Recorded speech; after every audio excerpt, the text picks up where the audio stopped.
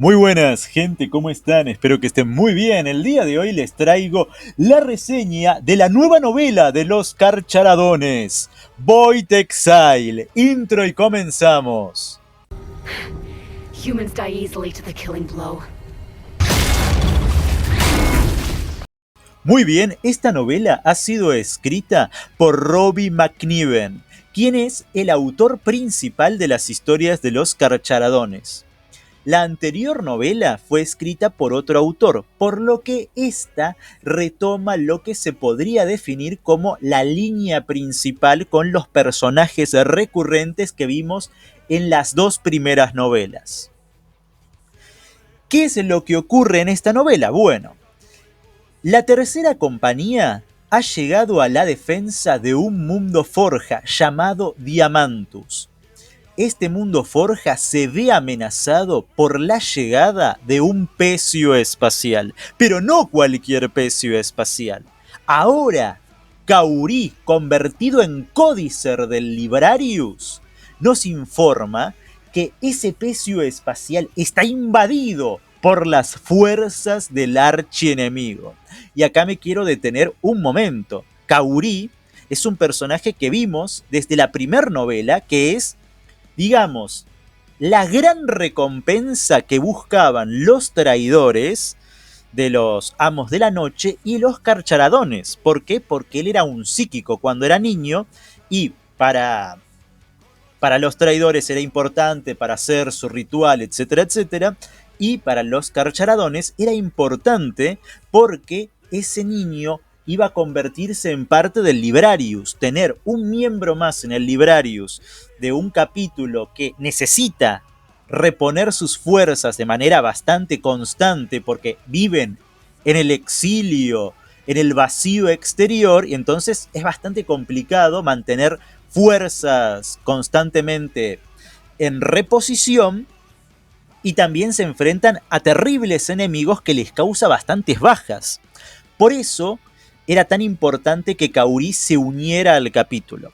Y acá vemos que ya se ha convertido en un verdadero bibliotecario que tiene enormes poderes. Me gusta mucho cómo es la evolución del personaje desde la primera vez que lo vemos, porque estamos viendo la evolución de este chico en varias novelas, desde que era un chico, como dije, pasando a ser un aprendiz y ahora ya un códicer. Es decir, está en su camino para convertirse en un verdadero experto en el uso de los poderes del Inmaterium. Es excelente. Seguramente en algún momento el viejo Tekajurangi tendrá que dejar su lugar como bibliotecario jefe y le tocará a Kauri ocupar ese lugar. Pero acá ya lo vemos con una expertise en los poderes psíquicos enorme.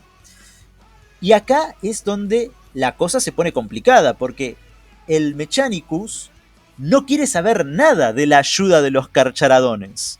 Porque dice, no, nosotros ya tenemos perfectamente calculado cómo vamos a enfrentarnos a este enemigo. Nuestros macrocañones lo van a destruir antes de que lleguen a la órbita del planeta. No necesitamos su ayuda, etcétera, etcétera. Siempre el Adeptus Mechanicus confía demasiado en sus propias capacidades, o por lo menos es algo bastante común que ocurre, y desprecian la ayuda de los marines espaciales.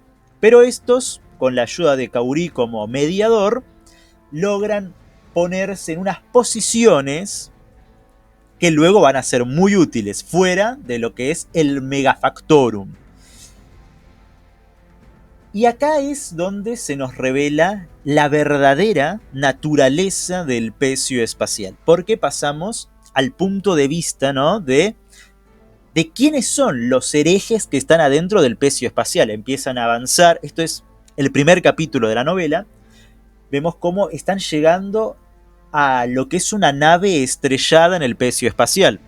Los pecios espaciales, ya sabemos, están creados por este agrupamiento masivo de naves espaciales a la deriva.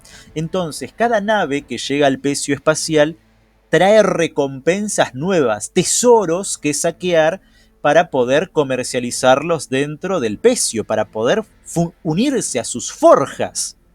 Entonces, llegan a la nave y en la nave en realidad era una trampa.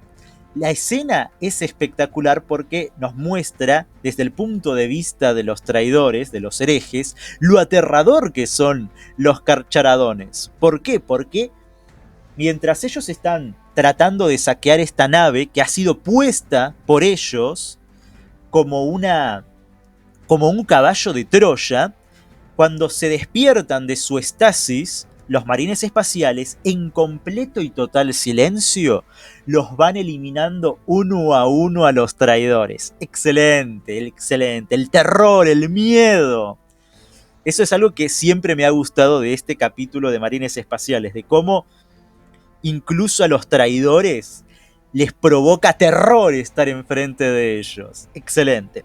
Y acá podemos comprender, una vez que pasamos al punto de vista de Biel Shar y su equipo que ha invadido este pecio espacial, de la naturaleza de la corrupción interna. El pecio espacial es casi un mundo demoníaco en miniatura. Ven crecimientos de carne, tentáculos. Llegan a un lugar que básicamente es una playa adentro del pecio espacial, y ellos dicen, es como si hubiéramos entrado en otra dimensión, en otro mundo. La corrupción del caos es tan enorme dentro del pecio espacial que parece que están caminando entre mundos dentro de ese pecio espacial. Y la corrupción corresponde a un poder del caos en específico. Ese pecio espacial está controlado por el culto del arquífice. Las fuerzas de Bashtor controlan el pecio espacial y ahora se dirigen hacia un mundo forja. Tecnoherejes del Mechanicum Oscuro gobiernan el pecio espacial, que está repleto de atrocidades, de monstruos, medio máquina, medio nunca nacidos, mutantes que tienen implantes cibernéticos. Es decir, es un lugar infernal, pero con las características de Bashtor el Arquífice. Eso me pareció excelente, porque nos da una muestra de cómo son, o cómo podría llegar a ser un mundo demoníaco de Bashtor. Y aunque no lo dicen, nunca dicen que el pecio espacial es un arca del augurio, yo tiendo a creer que sí, porque está enormemente corrupta por el caos en específico de Bashtor, está controlada por un culto de Bashtor. Entonces, a mí me da a entender, aunque nunca dicen esta es un arca del augurio, que es un arca del augurio. Y eso está muy bueno porque nos sigue presentando este elemento de las arcas del augurio, aunque ya dejaron de ser algo tan importante en el trasfondo. Seguimos viendo por aquí y por allá algún arca del augurio dando vueltas, lo que me parece excelente. Con respecto a Biel Shar y a su equipo de infiltración, se nos da un dato que a mí me parece relevante para el trasfondo de los carcharadones. Ya sabíamos que ellos sufren una enfermedad llamada la ceguera, en la cual pierden el autocontrol y la conciencia básicamente. Ven a los enemigos y van a por ellos sin ningún plan o estrategia táctico. Simplemente enfrentan a los enemigos, los masacran y nada más. Esto es un problema porque si haces esto, como digo, ya no estás siguiendo un planeamiento de batalla que los pueda llevar a la victoria. Podrían rodearte, podías caer en la trampa del enemigo, o como es en este caso, en una misión de infiltración, el enemigo puede darse cuenta de tu posición, alertar a otros y el plan fracasar. Como casi pasa en uno de estos momentos, en uno de estos arranques en los que Shar pierde el autocontrol y masacra a los enemigos. Red Taim, que es el campeón de la compañía, también nos dice que él también está empezando a sufrir un poco los efectos de la ceguera, que además no solamente es esta necesidad de matar al enemigo sin ninguna estrategia, sin ningún pensamiento más allá de decapitarlos, cortarlos en pedazos, etc., sino que se pierde también el sentido de autopreservación. La vida propia no importa. En realidad, para los marines espaciales, el sacrificio es algo casi esencial de su trabajo. El no tengo miedo a la muerte, si muero no pasa nada, tengo que cumplir la misión. Pero acá viene el problema, no me importa mi vida, no me importa si me matan y no me importa si se cumple la misión, solamente me quiero quedar acá, a pesar de que me dieron órdenes de retirarme, me quedo en ese lugar y sigo peleando hasta que me maten. Ya no me importa mi propia vida, solamente me importa quedarme acá matando enemigos hasta la muerte. Y ese también, obviamente, es un problema porque además el capítulo no es que tenga un planeta capitular del cual extraer recursos constantemente, y la pérdida de muchos de su capítulo es un problema para el sostenimiento de las compañías. Y acá nos explican que algunos Carcharodons que sufren esta enfermedad se los manda a misiones especiales. Básicamente los convierten en un escuadrón suicida, aunque no solamente a ellos, sino a otros que han cometido algunas faltas al honor, se han deshonrado a sí mismos, y por tanto para recuperar su honor y morir con dignidad, se los mandan en estas misiones como la que está haciendo Char y su equipo, para resarcir su honor y morir con dignidad. Entonces se convierten en estos escuadrones suicidas que van en misiones loquísimas, como es infiltrarte en un pecio espacial que es básicamente un mundo demonio en miniatura en esta ocasión. Bueno, la misión es llegar hacia una nave imperial que estaba incrustada en el pecio espacial, pero que estaba en una posición más o menos buena como para encender los motores y desviar la trayectoria. Eso hubiera sido muy bueno porque evitarían que el planeta se vea afectado por una batalla en contra de las fuerzas traidoras y quizás pudieran atacar en una posición de mejores condiciones para ellos al pecio espacial. Pero no logran hacerlo. A pesar de que el espíritu máquina, y esto nos lo dice uno de los...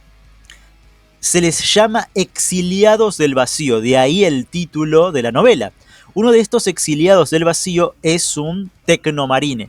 Y él está como comunicándose con el espíritu máquina de esta nave. City of Bellerophon, algo así se llama la nave imperial.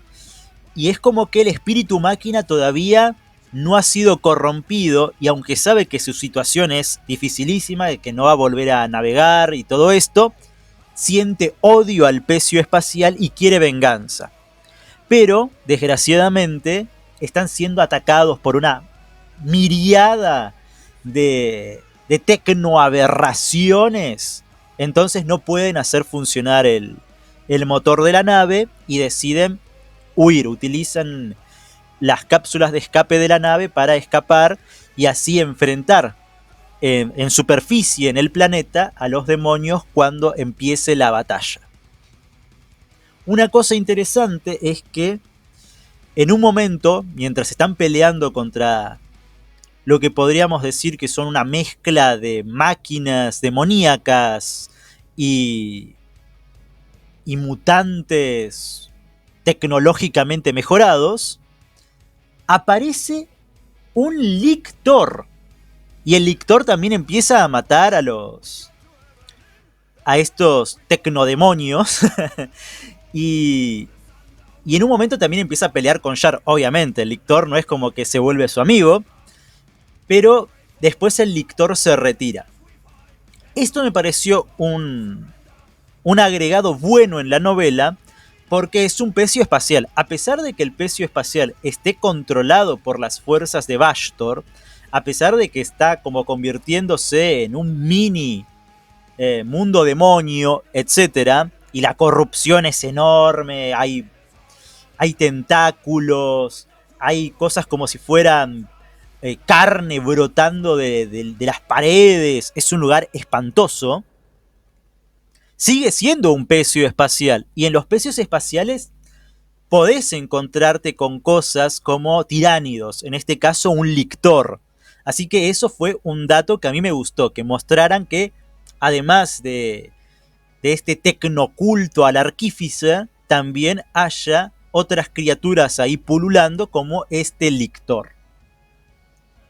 Bueno, no logran desviar la trayectoria, entonces el pecio espacial, destino siniestro, avanza hacia el planeta. En un primer momento, las fuerzas del Adeptus Mechanicus parece que están logrando causar graves daños al pecio espacial. Con sus macrocañones en tierra y también los satélites de defensa, etc., están causando graves daños. Y parece que ellos están como bien, estamos logrando el objetivo, lo vamos a destruir. Pero este no es un pecio espacial cualquiera, ya lo saben. Está controlado por Bashtor y su tecnoculto. Entonces, los tecnocultistas lanzan un virus informático que pone a las defensas planetarias una en contra de la otra, y ahí ya no tienen esperanza. Los del Adeptus Mechanicus pensaban que se estaban enfrentando a una amenaza normal, digamos, si se puede decir normal, pero se estaban enfrentando a su peor enemigo. Tecnocultistas que hackean su sistema operativo, que hackean la noosfera, y ahí ya sus defensas quedan casi anuladas. Pero el plan no se limita solo a esto.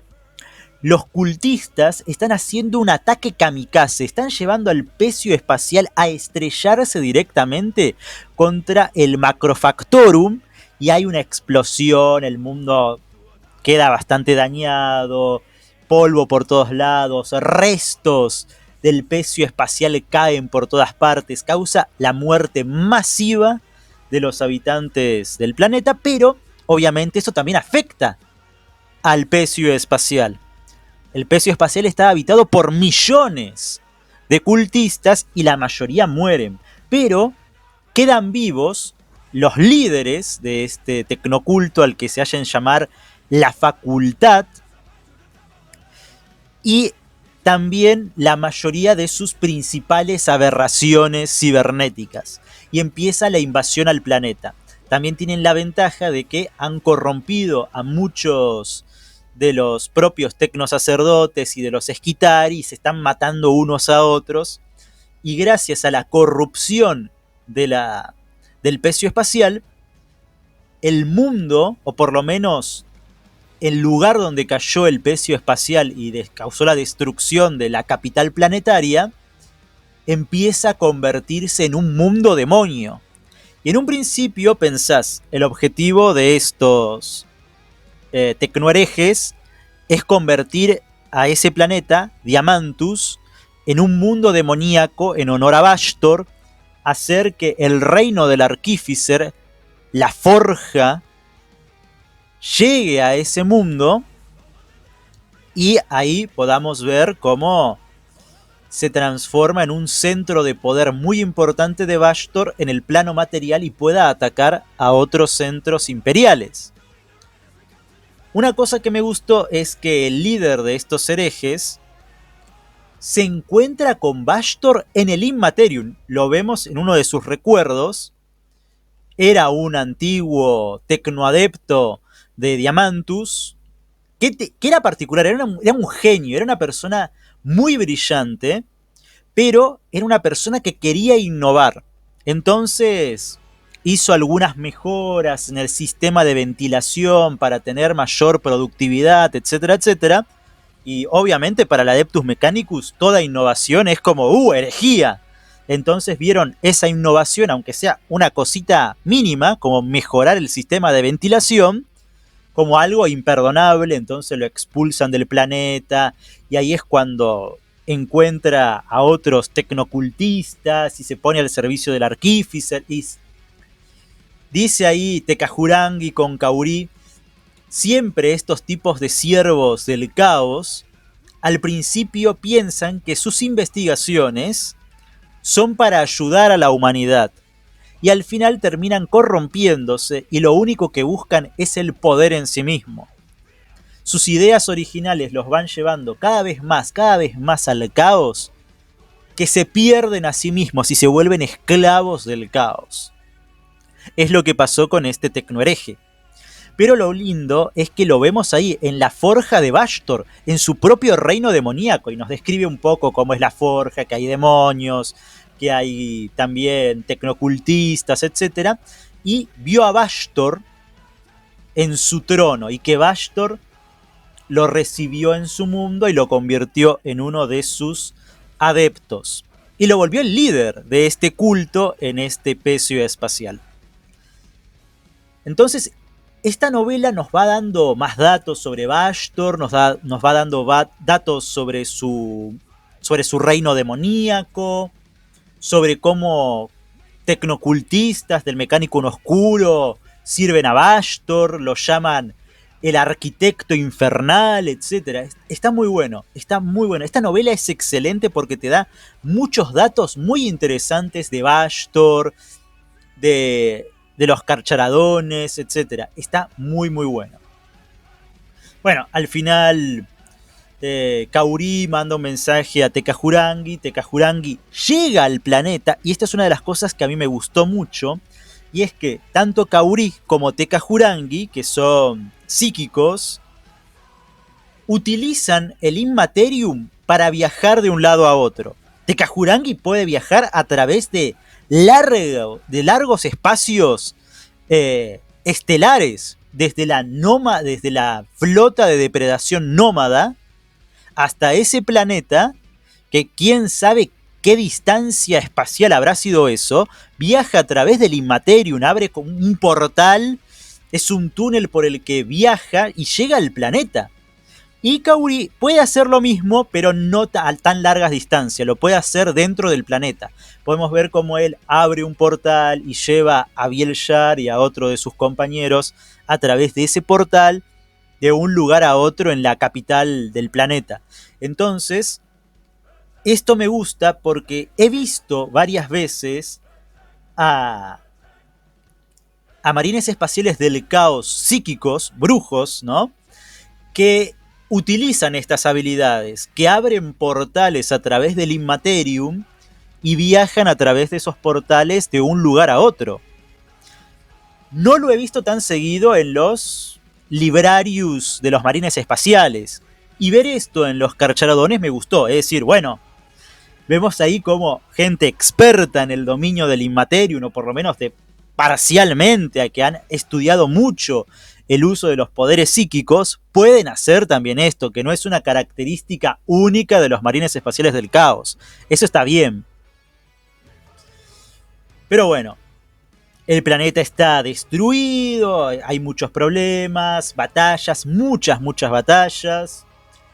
Un tecnosacerdote se salva, un magus de ese planeta, reúnen supervivientes del Esquitari, van a la batalla final, se enfrentan.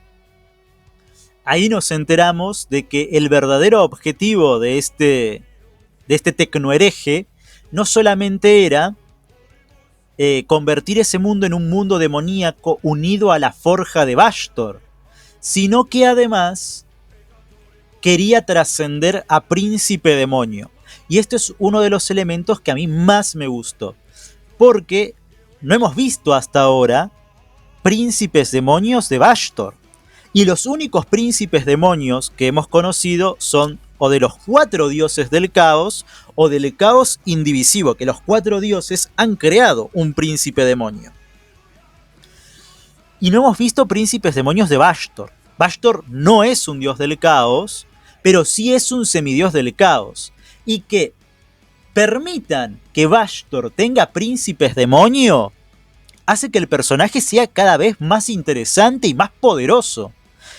Nos muestra cómo Bashtor, aunque no sea un dios del caos, tiene todas las características de uno. Es un dios del caos en miniatura, y eso está muy bueno. Tiene su propio reino demoníaco, vemos acá como uno de sus principales cultistas quiere convertirse en un príncipe demonio, etc. Entonces, está bueno eso. Me gusta cómo van dando a Bashtor esta importancia, esta relevancia como una verdadera amenaza, como algo muy peligroso que afecta a toda la galaxia. Que aunque ahora esté en Exoparia centrando sus objetivos, como vimos en el Códex de Caballeros del Caos, también ahí vemos como sus tecnoherejes y sus Caballeros del Caos están peleando contra los Votann, contra las ligas de Votann, contra la Liga Mayor de Turia, usando un arca del augurio. Y acá yo no lo dicen, no dice la novela, pero yo creo que este pecio espacial también era un arca del augurio. Pero bueno, está la gran batalla, se enfrentan. Tekajurangi se lleva el espíritu de este tecnohereje a su propia dimensión en el Immaterium, o su propio hogar en el Immaterium, que es una playa enorme, y empiezan a hablar y trata de escudriñar en sus recuerdos, etc. Y descubre su plan de convertirse en un príncipe demonio. Y acá lo interesante es que él es un miembro del Adeptus Mechanicus. O era, ahora es Mechanicum oscuro, tecnohereje.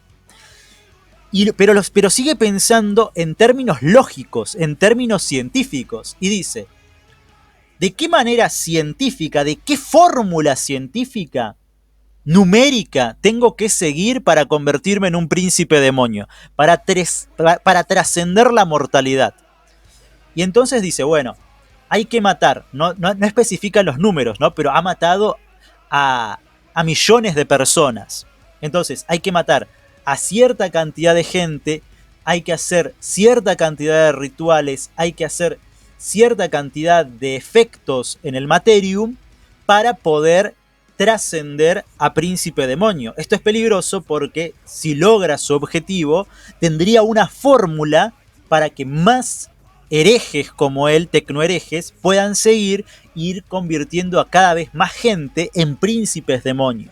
Y que no sea algo raro, sino sea algo común, por lo menos para el culto de Bashtor. Por fortuna, los Carcharadones tienen su plan, atacan a este tecnohereje, lo decapitan, se está convirtiendo en una masa de carne y tecnología enorme, pero lo derrotan.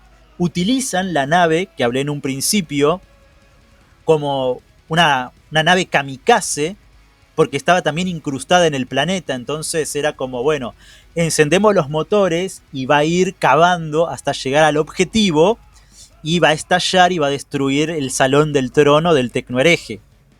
Entonces ahí se invierten los roles. Ellos usaron un ataque kamikaze con el pecio espacial, y ahora con esta nave encallada también la están utilizando como nave kamikaze para destruir ahora el tecnohereje. Y hay una gran explosión, lo destruyen. Biel Shar, que había sido convertido en un exiliado del vacío a lo largo de la novela, va recuperando su confianza, va siguiendo la guía de Tekajurangi y recupera su puesto como maestro de la tercera compañía. Y logran salvar el planeta del culto de Bashtor. A lo largo de la novela se nos revela o se nos cuenta que hay mensajes de lo que es un interrogador de la Inquisición. Hay un interrogador que llega al planeta después de que todo esto ya haya terminado y los Carcharodones hayan regresado al vacío exterior, y empieza a analizar la situación. Ve que el planeta sufrió una grave invasión del caos, hay destrucción, que esto que el otro, y va enviando cada vez mensajes. Al final de la novela, cuando ya todo parece estar resuelto, se nos revela también que el cerebro del tecnohereje sobrevivió. No logró convertirse en un príncipe demonio, pero ya estaba tan mutado que su cerebro pudo escapar, le crecieron. Dicen que Bashtor reconoció su genio y no iba a permitir que muriera tan fácil. Así que a su cerebro, que todavía estaba por ahí desparramado pero vivo, le hizo crecer extremidades como para que huyera y sobreviviera, y así pudiera seguir esparciendo su corrupción. Pero les dije que dentro del pecio espacial había un tiránido. Y entonces, mientras escapaba ahí por los escombros este cerebro, el tiránido lo mata.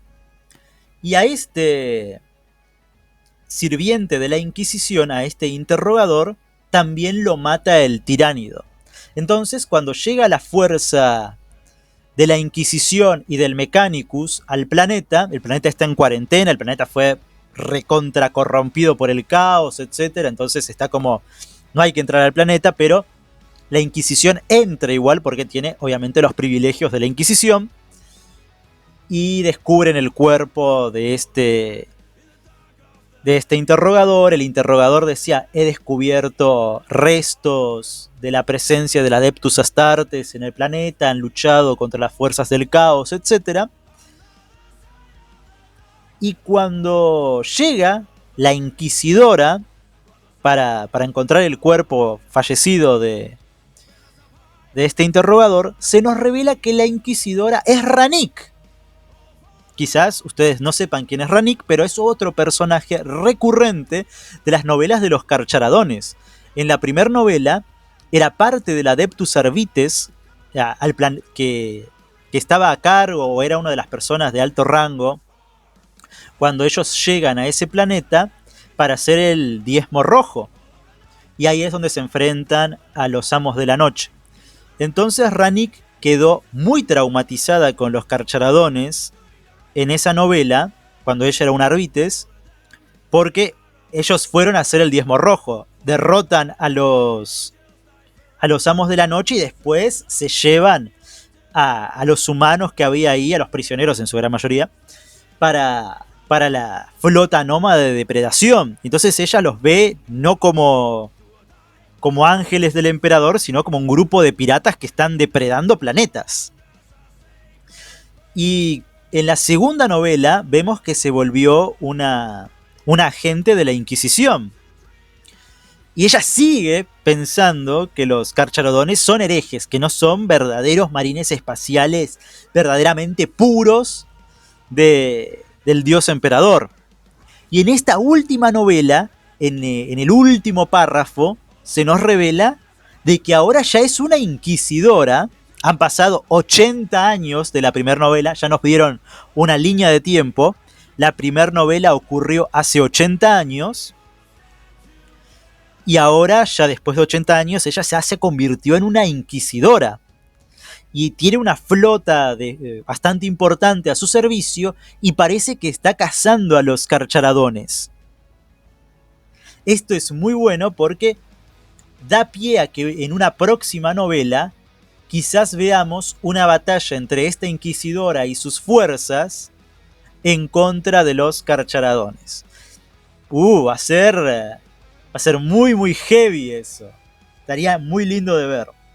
Y también ya nos da pie a que va a haber una continuación de esta serie de los Carcharadones, que a mí me encanta porque yo soy muy fan de los tiburones espaciales.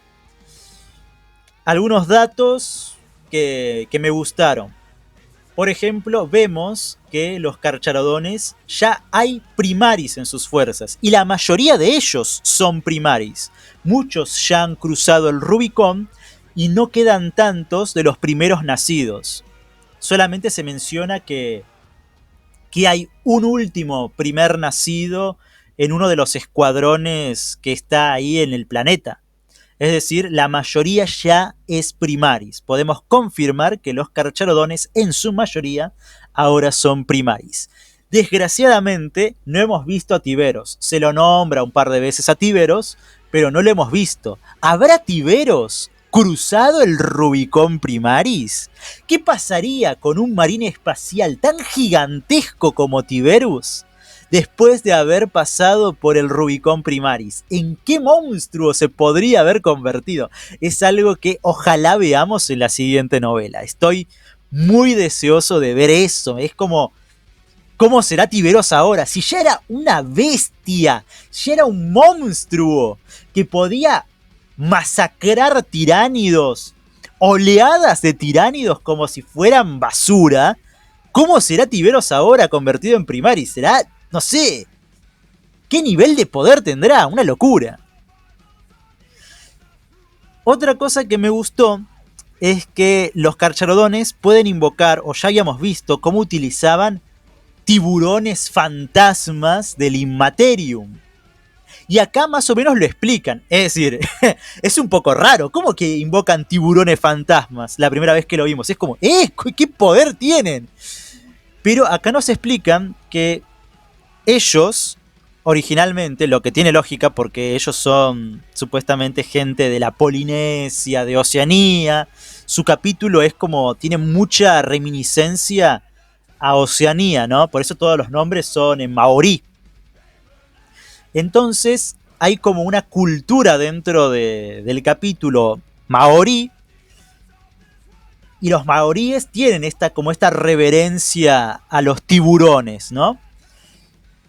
Y gracias a esto, los espíritus de los tiburones de Terra, no dicen específicamente los tiburones de Terra, sino del planeta al que ellos adoran, supongo que será Terra, los espíritus de los depredadores marinos que habitaban los océanos del planeta que adoramos, podemos invocarlos en nuestra ayuda. Y entonces los bibliotecarios, tanto Tekajurangi como Kauri, invocan estos tiburones y devoran a los herejes y a las aberraciones cibernéticas creadas por los tecnocultistas. Es algo muy bueno que esto de invocar fantasmas de tiburón no sea solamente un meme. ¡Ey! Fantasmas de tiburón, los tiburones espaciales. No, sino que le hayan dado un trasfondo. Por esta conexión a su antiguo mundo, esta conexión a esos océanos, los espíritus de esos antiguos depredadores pueden ser invocados por ellos para la lucha, para pelear contra el enemigo. Eso está muy bueno, me encanta que den estos toques de trasfondo, de que no quede como una anécdota, sino que también lo expliquen, que expliquen bien las cosas. Y me gustó todo lo que he visto en esta novela. Soy muy fan de los carcharodones, no lo voy a negar, me gusta mucho el capítulo, y quizás esté un poco cegado por mi fanatismo, pero a mí la novela me encantó, lo disfruté muchísimo, me alegra enormemente de que ya nos hayan dado pista de cómo podría ser el próximo capítulo de esta saga de los carcharadones. Me gusta que ya sepamos mucho más de la evolución del capítulo, que nos den más o menos lo que es una línea de tiempo. Ahora ya estamos en la era Indomitus, la primera novela fue 80 años antes de la era Indomitus. Está muy bueno, está excelente. Espero que les haya gustado el video y como siempre les digo, por favor denle like y suscríbanse. Adiós.